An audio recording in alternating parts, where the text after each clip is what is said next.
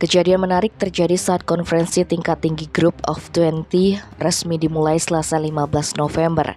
Seorang wanita diciduk petugas menjelang Presiden Amerika Serikat Joe Biden hendak melintas di Jalan Simpang Peminge. Menurut Kabid Humas Polda Bali Kombes Pol Stefanus Satake Bayu Stianto, peristiwa itu terjadi pagi hari saat hujan mengguyur.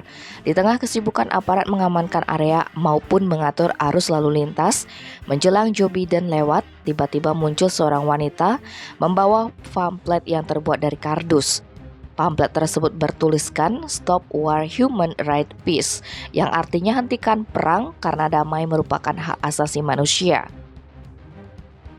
Melihat hal itu, petugas pengamanan yang terdiri dari polisi serta pecalang segera mengamankan wanita tersebut beserta pamfletnya. Saat diinterogasi, wanita yang berasal dari Cimindi, Cimahi, Jawa Barat itu mengaku bernama Kutser yang memiliki nama Batak Morlan Pandiangan 54 tahun. Dia bekerja sebagai perawat di Panti Jompo Veterans Jerman. Dia datang ke Bali Jumat 11 November dan menginap di kawasan Benoa Kuta Selatan dalam rangka berlibur bersama teman-temannya. Wanita parubaya itu datang ke Simpang Peminge menggunakan jasa ojek online dengan driver bernama Sri Anita Syahan asal Jimbaran. Kini Kutser dan driver ojek online dibawa oleh Satgas Gakum Polda Bali guna proses lebih lanjut. Tim Bali Express melaporkan.